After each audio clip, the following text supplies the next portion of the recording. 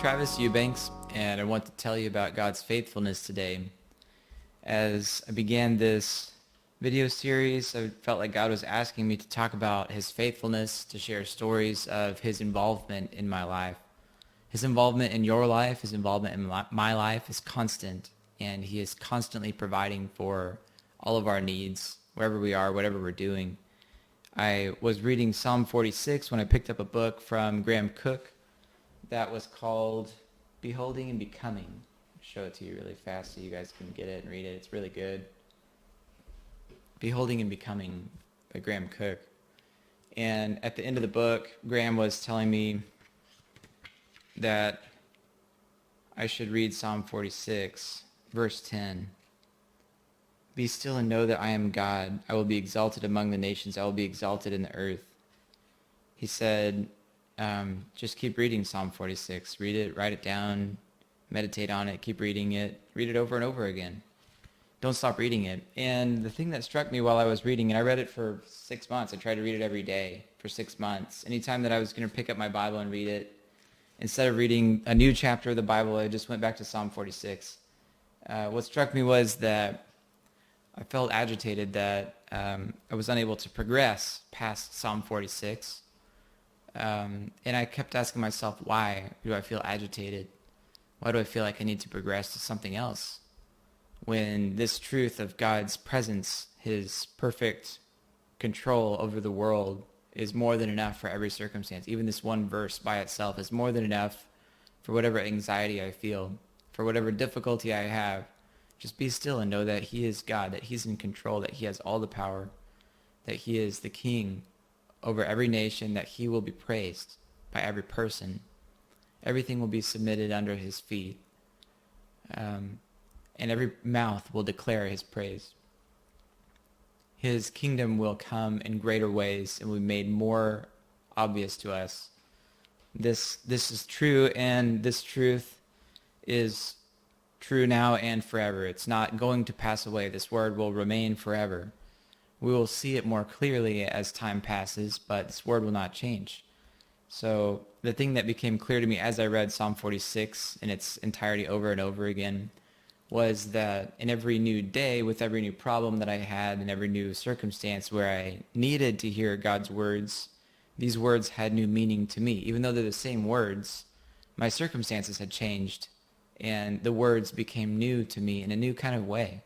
I saw a new kind of problem that felt insurmountable and was able to take it to God and say, God, you're still the king. God, you're still on the throne. You're still more than enough for today, for every day. So the words seemed to grow deeper to me as I explored them in this way. I wrote a song about Psalm 46 to help my mind dwell on those words, to enable me to sing the truth about God that comes from this psalm and to rest in his delight. I'm going to tell you 2 new stories of God's faithfulness today.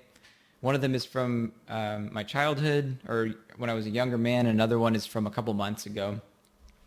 I became a Christian when I was 11, when really because my best friend had moved away and I felt a void in my heart. I had done a lot of things with my best friend as a young child from age 1 through 6. And when he moved away, I felt very lonely because we had spent a lot of time together. I had spent multiple days out of every week with this person.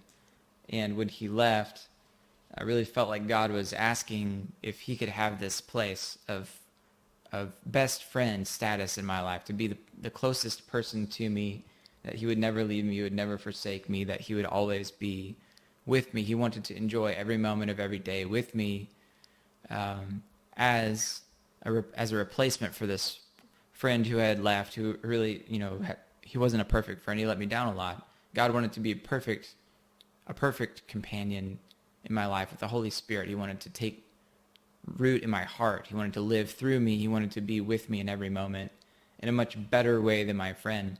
So as I became a Christian, I gave my life to God when I was 11.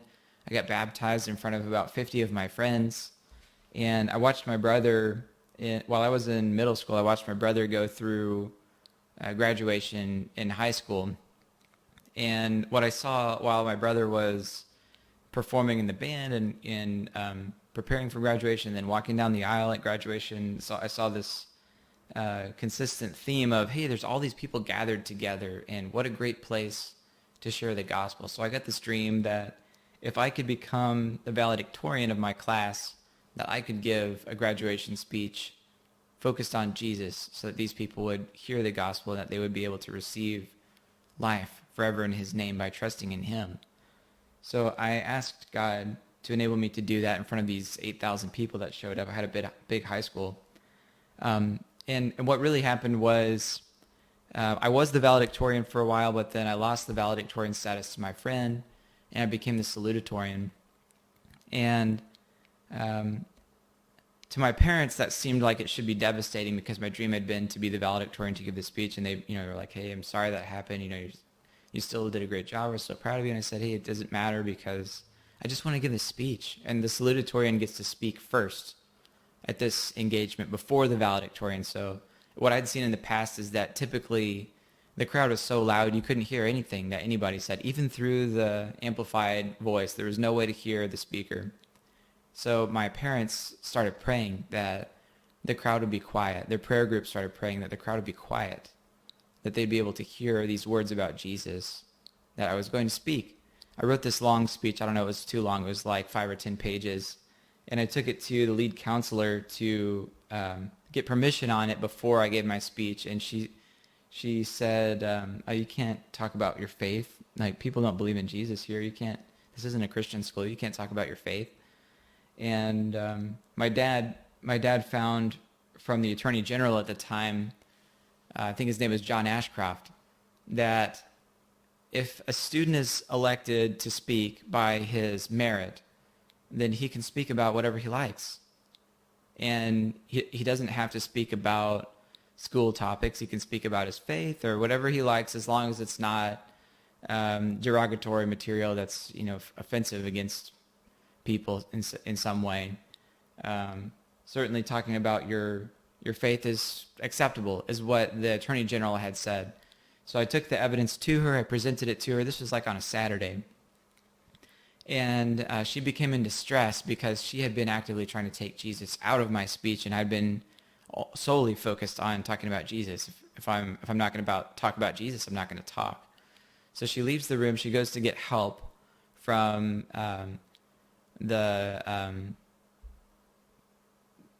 from her superior, Alan Dietz, who was one of our close friends, a close family friend, and also went to the same church as us. He'd just come out of the bathroom at the same time that she walked down into the hall to look for help.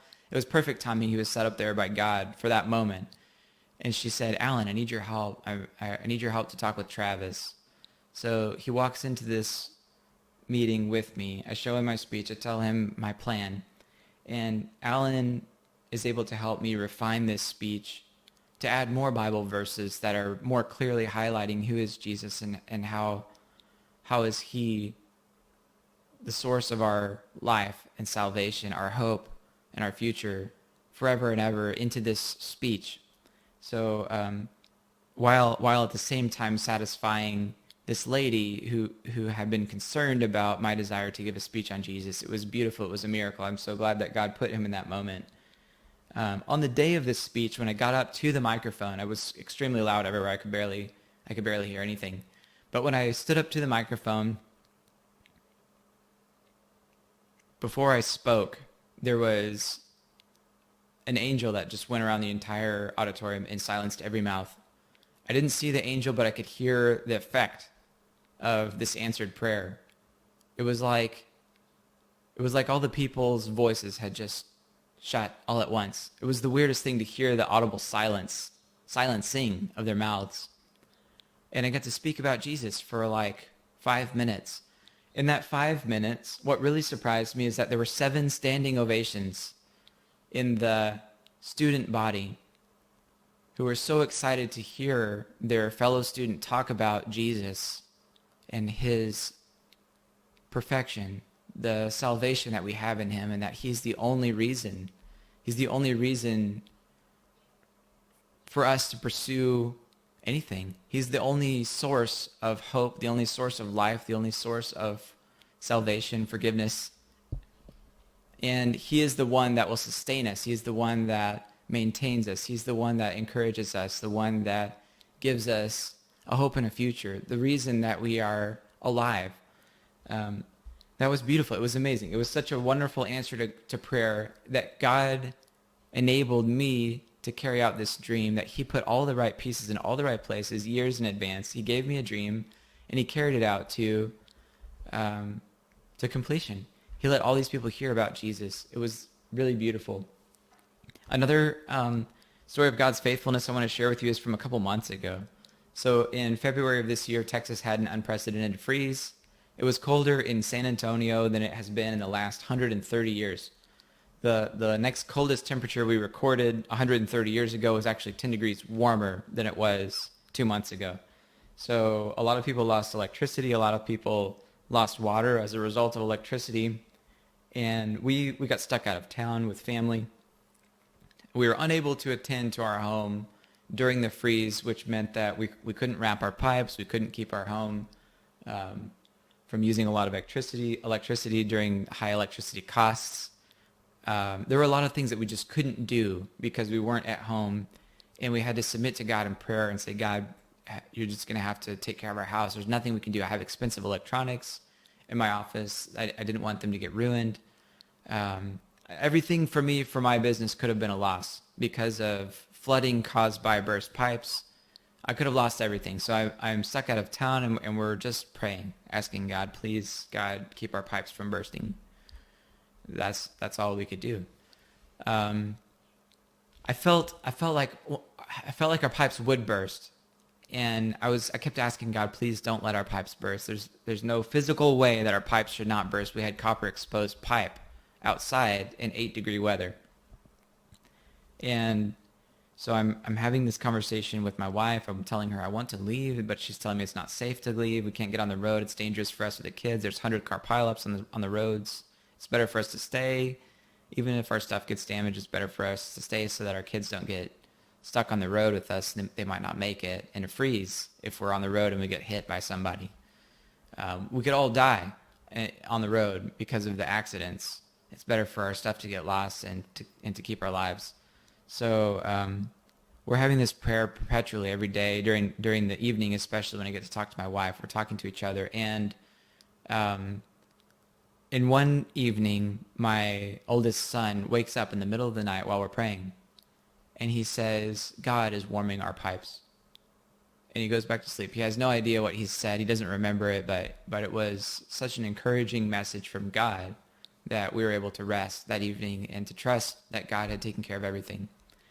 So what we found out is that one of our pipes did burst. But when our pipe did burst, a neighbor was able to come over and turn off our water immediately. And that the other 5 exposed pipes that we had outside that were in more they were more exposed than the pipe that did burst. None of those pipes burst. None of the interior pipes burst. The pipes to our water main did not burst. There was so much more devastation and damage that could have happened that probably should have happened based on natural physical laws of wind chill on the pipes and the way that the wind flows through our neighborhood. That looking at it when we got home looked like a miracle. How did these pipes not burst while that one did, was the question that we were asking. Thank you, God, for protecting our pipes and allowing the one pipe that did burst to be an easy fix that was low cost, that drew us back into community with people that we hadn't talked to in a long time. That the things that we had inside our house would not damage it. We didn't have running water coming out of our home. That when our water was turned off, that our water heater didn't overheat and catch on fire. All these kind of things God protected us from, and turned all the things that could have been devastating only into reconnection to community, to connect with our friends that were in our neighborhood. So I hope you have a great day. I hope you get to see God's faithfulness in new ways today. I hope that you are able to hear his voice more clearly and respond in obedience. Have a great day.